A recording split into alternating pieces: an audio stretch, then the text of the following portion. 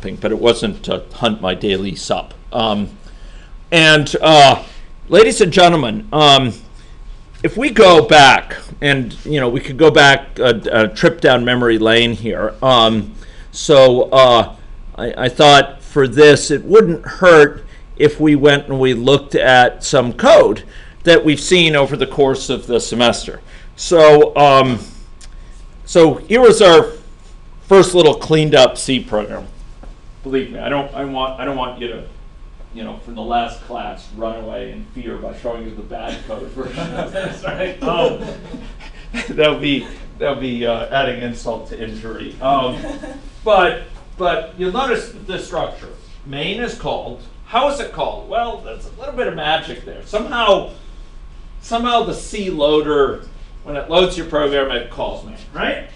It calls off to main. But after that, what happens is more or less entirely dictated by you. There's kind of a branching of code in your program.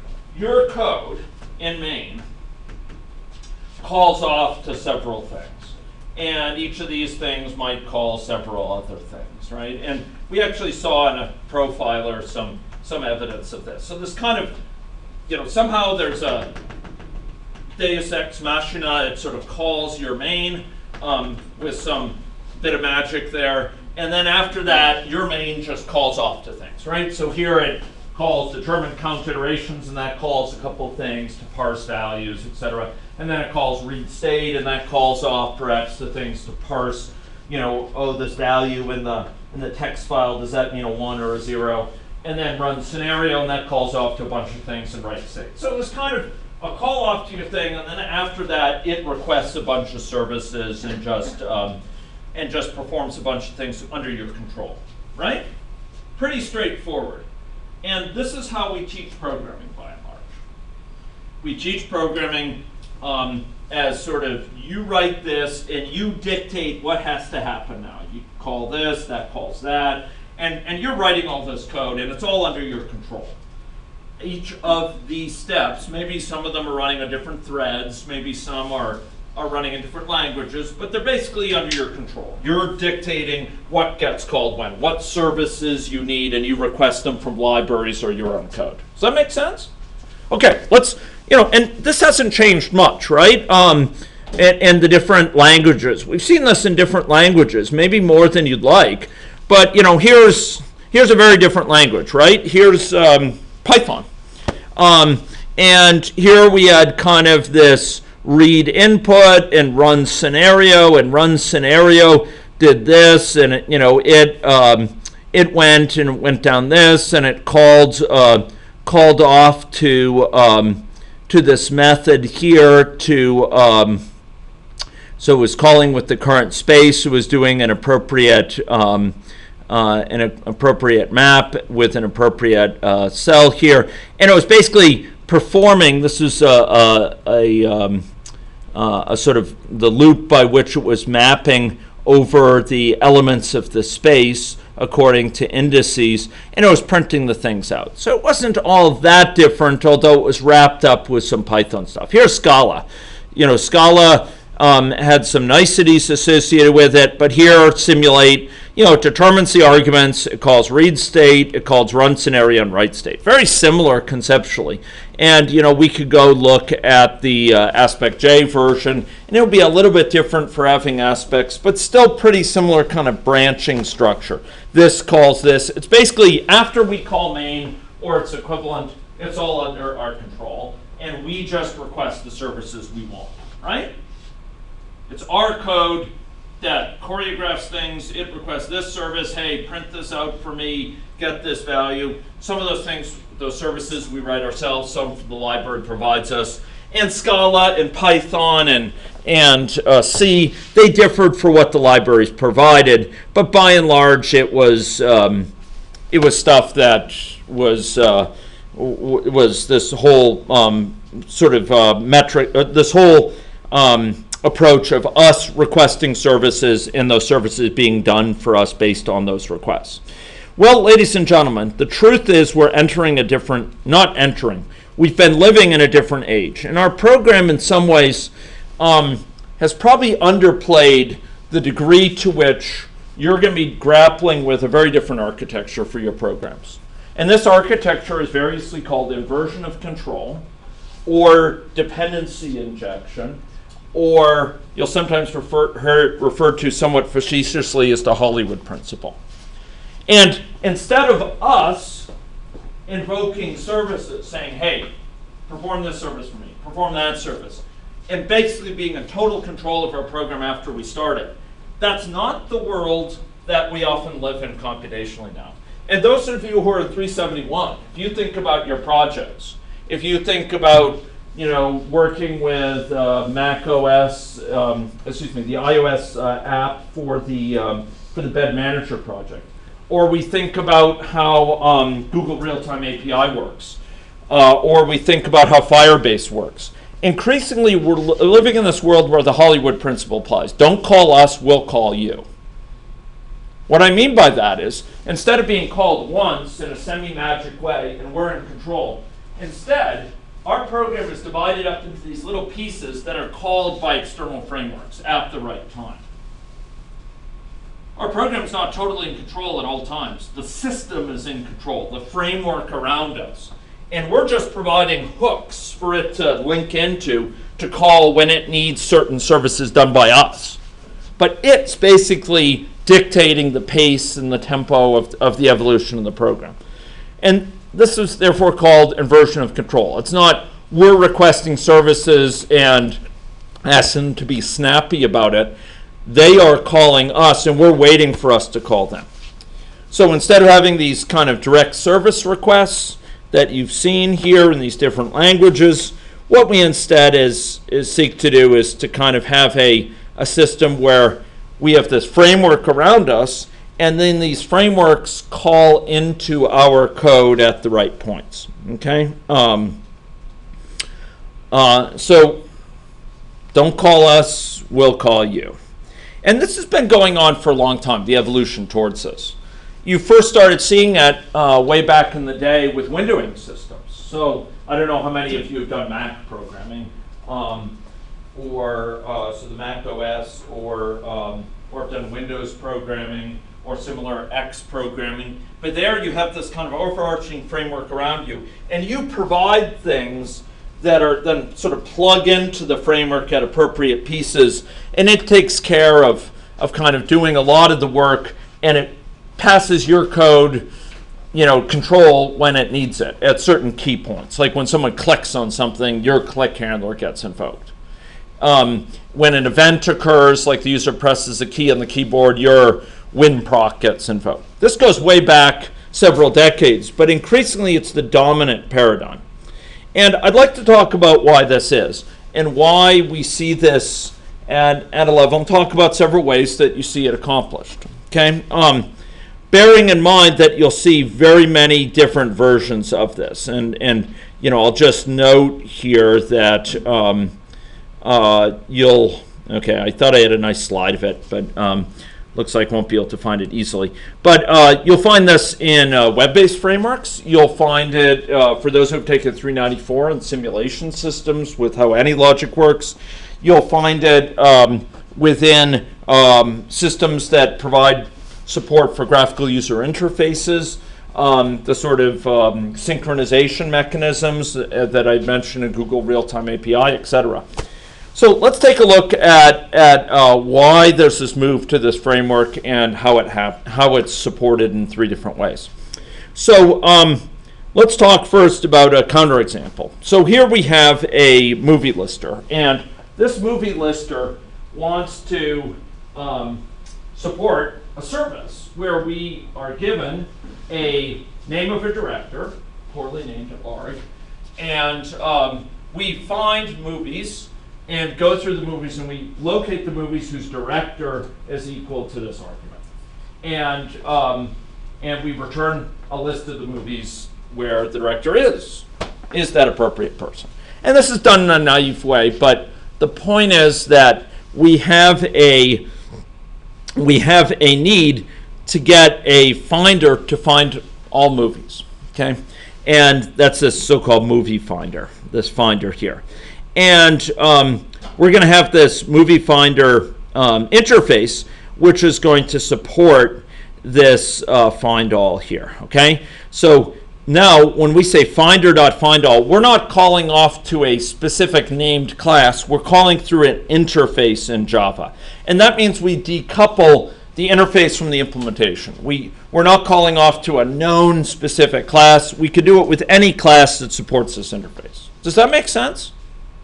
The fact that we have interface movie finder means finder doesn't have to be a specific class, you know, my finder or NDO finder or what have you. It could refer to any finder that matches this interface, right? Yeah? That's the advantage, one of the big advantages of interface. We abstract over what particular class it is, and the same code doesn't have to be rewritten for different movie finders. Any movie finder that matches this interface, it will be hunky-dory with. I know you probably think I used that term when I was making stone tools. Okay, so this is all fine and good. We've decoupled the interface from the implementation, but how are we going to actually create the real instance of this class? I mean, after all, yeah, we're calling off to this through an interface, so we don't have to rewrite this particular code whenever we want to create a new movie finder, or better movie finder, one that goes over to this database and gets all these other databases or whatever.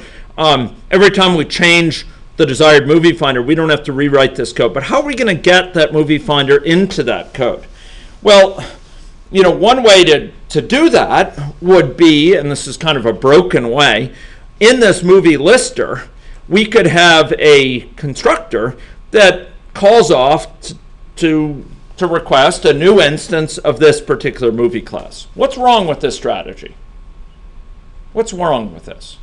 What's the problem with this? So we have this generic code here that can operate on a finder that matches this interface. But now the constructor for movie lister is actually going to create a specific instance of a very particular class. What's the problem with that? And the constructor for the same guy, we're going to say, hey, build me this movie finder. Well, now, okay, maybe this particular method isn't depending on this specific class. All it knows is that finder is an instance of this. But, ladies and gentlemen, the class as a whole, movie lister, now is coupled to this particular implementation. In other words, we're chaining movie lister class to this particular movie finder. It can't function without it. And if we have to change which movie finder we have to use, now we have to go back and change the movie lister class. We have to change it from delimited movie finder to delimited movie finder version 2, or delimited movie finder NDO 4, or what have you. We have to go modify. In other words, if we evolve this class, if we have new versions of that, now suddenly we have to go back and change this class as well, movie finder. Even though this is generic code, the constructor has now been coupled to that. Does that make sense? Do you see why that's bad? Generally, we want changes in our program to be localized. If we change A, we don't want to break B, C, D and have to change all of them. We'd like to be able to, as to the degree possible, limit the extent of our changes. Otherwise, if we have everything coupled to everything else, we change one thing, we have to update everything. As King Lear said, as I think the fool said in King Lear, in the immortal words of Shakespeare, that way lies madness. All right? If you have one thing changes, you have to update everything. That's the opposite of modularity. We get in a bad situation. Okay, so how do we avoid this? Well, there's a pattern called the factory pattern, which is common in the design patterns area. And the idea is we're going to have, instead of hard coding it, we're going to have a factory that's going to produce us. It's going to be a separate class going to produce for us the appropriate method, the appropriate instances, okay? And we'll have a mechanism, and it's variously called an assembler, an injector, a container, a dependency manager, that will be serving us this factory to deal with these issues. And you may think it just pushes it back one level, but this factor would be really smart. And it can, for example, load it in from a config file. Figure out what class to use from a config file, rather than having it be hard-coded in the code. So here, ladies and gentlemen, rather than having a situation up at the top in the upper left, where movie lister is coupled to a particular movie finder implementation, and then uses that as an instance of movie finder to find the movie in this code back here, instead of having movie lister directly coupled to this particular class like we had before, we're going to go to a situation where there's movie lister, and it's going to depend on a movie finder implementation, but it's not going to create it. It's not going to count on a specific one. It's not going to do new of this class. Instead, this assembler, this factory, is going to tell it what to use. It's going to inject a finder for this thing to use. And that finder is going to need to match this interface, but movie lister is not going to be directly newing it itself. Does that make sense? It's not going to be directly coupled to it. The assembler is going to be coupled to it. And the assembler will have more clever ways than calling it directly, than newing it directly. You have more clever ways of creating it, such as through reflection from a config file. Okay, so we need a special type of factory here. We need a factory where we don't just push back one more level the need to say new of this class, because then every time we updated that class, we'd have to update the factory as well, and we don't want to have our changes propagate unnecessarily. Okay, what if we want to have classes that are defined later? We want to evolve it. We're going to need to use a clever factory. Okay. So here are some examples of inversion control. I really should have had this earlier. UI events handlers for a button press. Your code is called when the user presses a button, or when they hover over something, it's called, right? Pooled objects in a web application system. If these objects are sitting in a pool, and the system will grab one of them and use them for processing a web request, for example. Or we have higher order routines in a system. Maybe it's the Scala Play framework, and those things are called when the appropriate events happen. Callbacks, etc. And the Java Swing framework, JUnit, these are sort of examples of this enterprise Java beans. Okay, so why do we undertake this? Well, modularity. We want the different areas of a program to be fairly independent in terms of their evolution, and we want to insulate the user code from the full complexity of the system. If you had to know all the details about how enterprise Java beans works, or you want to know all the details how Swing works, it would be a bit overwhelming. You want to just provide small snippets of code that are called at the right places. And for anyone who was in 394 before, if you remember in any logic, you could define little bits of code. Objects, you provide an object here and there, and it will be called automatically by the system in the right way at the right time. It would call off to your little bits of code, etc., to do the right thing. So, ladies and gentlemen, we often will build these systems and frameworks so that the user, the builder of the framework, doesn't have to do all the work. They don't have to define the entire path of computation. Instead, that's defined by the framework around them, which has been written by a large team that is very clever about using parallelism and very clever about putting in place the requisite guarantees for multi-threading, etc. So that you can concentrate on just the areas that you need to tailor it to your needs. Okay. Okay. So there's several ways of implementing this, and we're going to talk about them briefly. One way is to kind of register events, either so you can register for an event, a click handler, right? When a click occurs, call this code. I think everyone in this room has done that at some level, right? You've done it in probably the Swing framework, right? And you may have done it under other windowing frameworks. Another way that we could do it is through service registration. We have a registry of things that match a certain interface, and we know to go to this registry and look up what's kind of the best one that matches that performs the service.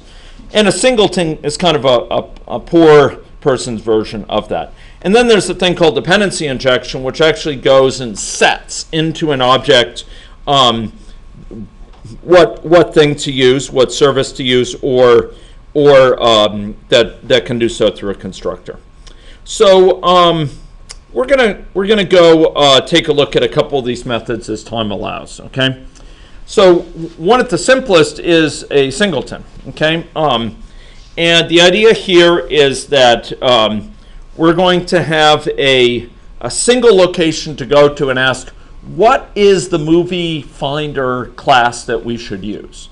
And it's a designated place in our location, and maybe it reads it in from a config file, and it will be there for us to ask, it, hey, create for me an instance of the designated movie finder class. Okay. And this is closely related to service locators, which basically provide a registry of services, and you will ask it, give me a service that does this, and it will give you back an appropriate instance. Okay, it's another kind of form of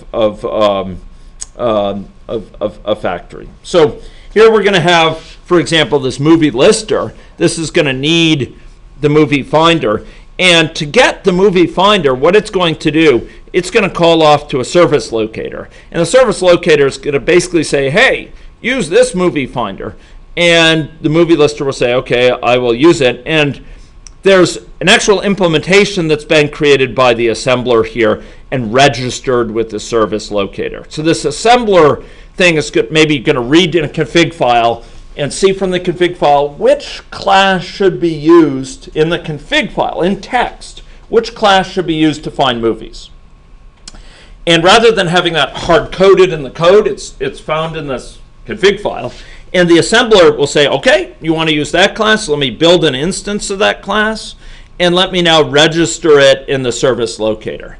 And nowhere is it hard-coded that we're going to use this particular movie finder. Rather, that comes in from a config file. And we create that instance, we register it in the service locator, and movie lister asks the service locator, what movie finder should I use? And it says this one. It's this one that was registered in it earlier by the assembler based on what was in the config file. And now movie lister has its movie finder, its thing which matches this interface, and it calls off to it. And it doesn't need to know, ladies and gentlemen, it doesn't need to know the particular class involved. It's not hard coding any it's referenced to any particular class. All it knows is this is something which matches the movie finder interface. And you, over time, can evolve what movie finder you want to use just by updating the config file that's used by the assembler, to refer to a different class. Does this make sense? This happens a lot these days. Eclipse, ladies and gentlemen, is just like this. You may have heard plugin frameworks. Eclipse is a classic example of a plugin. If you go look at the OSGI standard on which Eclipse is based, it's based around this idea of pluggable architectures. How do you have things plug in? Well, one of the big ways is you have these config files that indicate which classes you want to use for this case rather than hard coding them. And this allows these things to be plugged in without depending on each other's implementations. Okay? So as long as there's a movie finder available, I don't care which one it is. You can evolve it. That's up to you. All I care is that I have a mechanism for finding a movie through this service locator. Does that make sense? A lot of systems are being built like this now. Okay? And one way to do this would be through a singleton. We saw the singleton pattern before, and this is one example of it, right? So there's a service locator class, and there's a sole instance of service locator. And when it's loaded in, it's a static method, so there's only one instance that's loaded in. We set it to the appropriate instance, and when you call get service on this is also a static method. It just gets the appropriate service associated with a key here. And the services are just a hash map. They find some service name, and they will map it to a particular service here, okay? And so this is going to be a structure at runtime. You're going to be able to ask, hey, get me a service based on the service name, and it will get you back an object that typically matches some particular interface, like the movie finder interface. So this service locator is going to be handing out, references to services based on names of services. Does that make sense? It's like you folks probably don't use the yellow pages. Maybe you don't know what a yellow page is, except it's something to sit on. But yellow pages used to look. You'd look up plumbers, and it would give you the list of plumbers, and you could find AA or AAA plumber at the top and call them if you wanted to, or if you want to be risky, you could call ZZZ plumber. Now we might have this this configure, for example, in the assembler, which is going to call a new service locator. It's going to load a particular service in based on a specific class, and it's going to then place that in the the locator, so the locator knows about it. Generally, this will be read in instead from a config file. Right here, it's hard-coded, but in general, be read in from a config file, and through reflection, you could create an instance of that class, right? You go to a config file, you find some string that gives the name of the class to create, and through reflection, you could say, create me an instance of that class.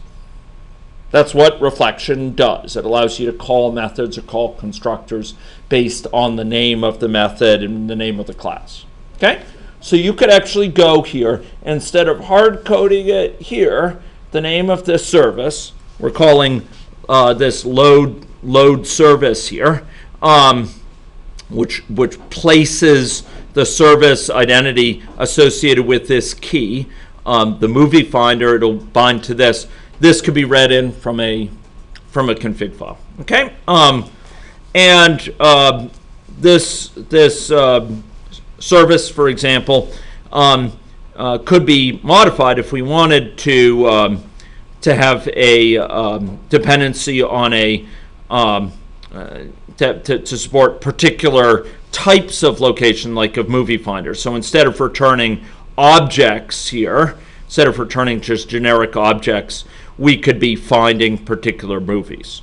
So the point is, we can decouple, through this architecture, we can decouple the system from evolution of one part from evolution of another. We evolve our movie finder, we don't have to go and change our movie lister, but because we can load it in from a config file. Okay? Now, another way to do this is through so-called dependency injection. Okay?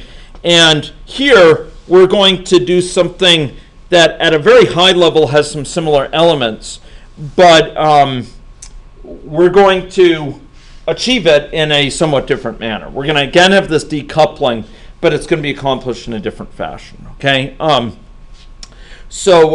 Here, in contrast to a traditional system where the client, the movie lister, is going to say, "Hey, build me a new movie finder." Here, we're going to have something else tell the movie lister, "Hey, use this movie finder." Maybe just in its constructor. Maybe just when it gets built, movie lister, you tell it, use this movie finder. When you're ready to request a movie, use this movie finder. And it gets told that in its constructor. Or it gets told that in a setter. Say, hey, now that you're constructed, use this movie finder when you need it. Okay? The thing that will tell it this, that will build it and give it the movie finder to use, or will set it with the movie finder to use, is the assembler. So it's the same basic cast of characters where we have this assembler, and it's going to tell the movie lister what finder to use. Okay. There's going to be a factory mechanism to create the appropriate class, and often it will use reflection, just as I said, to create instances of arbitrary classes. Okay, so it'll read it in from a config file, or from XML, or from text, or what have you. Okay. So here might be a config file, and we say here in this container, I want to use this certain web service implementation and this web service configurator, and it reads this in from XML. Now, as you can imagine, if you're working with this code base, it can be very challenging because you're trying to find what calls what depends on what, and suddenly a lot of that's hidden because it's often some XML file. And it's actually using XML to instantiate this. So you could search all through your code for this call to new web service implementer, web service impl, and you're not going to find it. Why? Because it's called with reflection. With reflection, it's saying, hey, go create an instance of this string, a class whose name is given by this string. So reflection can make code a little bit more puzzling. But ladies and gentlemen, I hate to tell you, but I feel an obligation to tell you. Many of you are soon to go out into the world. And you will find that this type of situation is very common, where you could search your code base. You could think that your code base is complete, thinking back to all your classes here, where you wrote main and everything it depends on. It's all in this code base. Maybe it's in one file, maybe it's in multiple files, but it's all right there in front of you. And I'm telling you, it ain't that pretty anymore. But it's much more powerful than that, actually, and much easier in some ways. But there's going to be a lot of magic going on in the worlds you work in, the sense of frameworks that call off to your code base externally and look to your code base to fill in little bits of functionality, whereas the overall framework is providing most of that functionality. And where a lot of it is defined in config files and or other type safe mechanisms. And it turns out in Scala we have a safer way to do it than just in a config file with a string. Config files have their own issues, their own fragility. If you mistyped this and you forgot to capitalize I, you'd be in a bad way. Okay. Okay. So here we might have a couple different mechanisms doing this. One of the most clean ways is through a constructor. And the idea here, ladies and gentlemen, is that the assembler is going to tell the movie lister which class to use by reference, by giving it something that implements movie finder in the constructor of movie lister. So the assembler might load that in from an XML file, which movie finder class to use. It'll create it, and then when it creates movie lister, it'll say, hey, in the constructor, you're going to use this movie finder. Okay? It's going to be in the constructor-based ways. It's quite nice. The class can be immutable. It doesn't need set methods. It all gets done when the class is set up first. It's quite beautiful. So here we have movie lister, and it gets given a movie finder by the assembler, by the framework around it, and it passes in the movie finder based on what class it was told to use from the config file. Does that make sense? So through reflection, the assembler is going to create an appropriate movie finder based on what was in the config file, based on what was in here. Maybe it will go create an appropriate movie finder. And movie lister, when it creates, the assembler is going to be responsible here for creating movie lister. This framework around it is going to create movie lister, and it's going to tell it, you're going to be using this movie finder, the one it created based on the config file. And movie lister doesn't have to evolve when you add a new movie finder type. If you have a better movie finder, movie lister doesn't care. All it's counting on is something that matches the movie finder interface, right? And the assembler code doesn't have to care. It doesn't have to be changed because all it's doing is reading in strings from a config file, an XML, for example, config file. So it doesn't have to change if there's a new movie finder available. You just change the config file. That's all you change. Yeah, Tom. Is this going to cause security concerns Yes. if you just put in another movie finder adjacent to it? And Yes. it's going There are some security issues with this, and there's a set of security mechanisms that will accompany this that can help guarantee through certification or other methods that this is a legitimate class that actually, is certified to match this interface or what have you. And unfortunately, I don't have time to go into those, but you're very perceptive to ask about that. It also leaves it open to problems, right? I mean, there's no type checking here, and this partly gets to your point. There's no double checking. There's no overarching authority that's saying, is this a sensible thing to have there? Is this a safe thing to have here? This particular class to be required. And as a result, people can go and try to hack if there's an Eclipse implementation. By the way, there's many frameworks that use these plugin architectures, but I'll pick on Eclipse for the moment. If there's an Eclipse implementation, you can go in and tweak these frameworks and get them to do your bidding. So you can change this, but you can also screw it up horribly. And Eclipse won't know that till it's running, and then it says, oh, I can't find this class. And it's in a bad way. The compiler won't save it. It won't check ahead of time all the classes are there. Instead, at runtime, it will be trying to load classes which may or may not be found. Does that make sense? Okay. So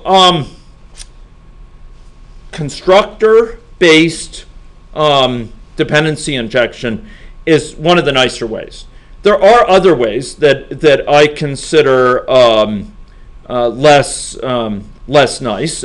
An example of them are supported by Apache Avalon, where we actually have a